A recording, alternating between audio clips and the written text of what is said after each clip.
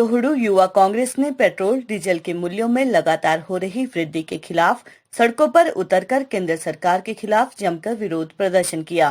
युवा कांग्रेस नेताओं ने कहा कि 2014 से पहले मोदी और उनके सहयोगी पेट्रोल और डीजल के दाम कम करने की बड़ी बड़ी बातें करते थे, लेकिन आज तेल की कीमतें आसमान छू रही है और जनता पर महंगाई की बेवजह मार पड़ रही है। युवा कांग्रेस ने आरोप लगाया है कि आज अंतर्राष्ट्रीय स्तर पर तेल के दाम घट रहे हैं और भारत में लगातार बढ़ोतरी हो रही है। आज युवा कांग्रेस ने राष्ट्रपति को ज्ञापन भेजा और केंद्र सरकार से मांग की है कि जल्द से जल्द पेट्रोल डीजल के दामों में कमी की जाए।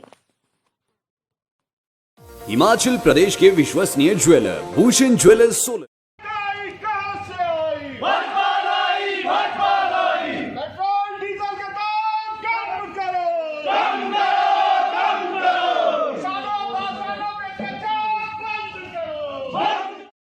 आज पूरे प्रदेश के अंदर हिमाचल प्रदेश युवा कांग्रेस ने ऑल इंडिया कांग्रेस कमेटी और अखिल भारतीय युवा कांग्रेस के आह्वान पर पूरे प्रदेश के अंदर अलग अलग जिलों और विधानसभा क्षेत्र के अंदर जो डीजल और पेट्रोल के मूल्यों में पिछले 21 दिनों से लगातार जो वृद्धि हो रही है, उसके खिलाफ आज सड़कों पर उतरकर यूथ कांग्रेस ने हिमाचल प्रदेश के अंदर अपनी जंग का ऐलान कर दिया है। आप देख रहे होंगे साथियों कि किस तरह से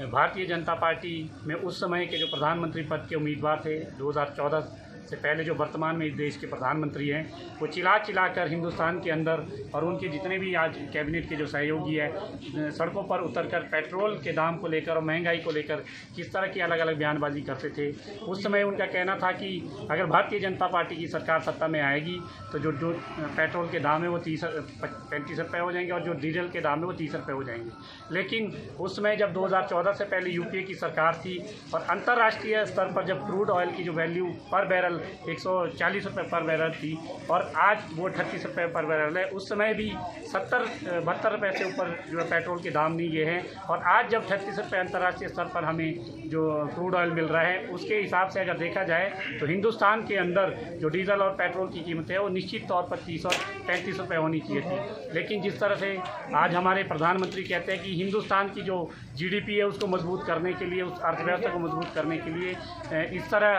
की जो कीमतें हैं, चाहे वो डीजल पर है चाहे पेट्रोल पर है या दूसरी जो खाद्य पदार्थ है उनको करने के लिए इस देश की अर्थव्यवस्था को, जीडीपी को स्ट्रॉन्ग करने के लिए बहुत ज़रूरी है। उन्होंने ठीक कहा था कि जीडीपी तो उन्होंने ज़रूर मजबूत कर दी है। जीडीपी मतलब जी गैस, डीजल और पी पेट्रोल, इन सारी कीमतों को उन्होंने बढ़ा दिया है। साथियों, पेट्रोल की कीमतें निरंतर बढ़ते रहती थी। जब अंतर्राष्ट्रीय स्तर पर क्रूड ऑयल की कीमत बढ़ती थी तो निश्चित तौर पर भारत में पेट्रोल की कीमत बढ़ती थी। लेकिन साथ ही साथ आज देखने में ये आ रहा है कि डीजल की जो कीमतें हैं पेट्रोल से ज़्यादा हो रही है। जिस तरह से चौहान साहब ने कहा कि एक होड़ सी लगी है डीजल और पेट्रोल की कीमतों में। जब डीजल की कीमतें बढ़ती है तो निश्चित तौर पर हमारी जितनी भी खाद्य जो पदार्थ हैं उनके ऊपर निश्चित तौर पर बढ़ोतरी होगी, उनकी कीमतें बढ़ेगी और महंगाई आसमान छूने लगेगी। तो आज हमने ऑल इंडिया कांग्रेस कमेटी के आह्वान पर हिमाचल प्रदेश यूथ कांग्रेस ने, ब्लॉक यूथ कांग्रेस ने और ब्लॉक कांग्रेस कमेटी के जो सम्मानित अध्यक्ष है, सभी लोगों ने मिलकर एक महामहिम राष्ट्रपति जी को ज्ञापन दिया है और उनसे मांग की है कि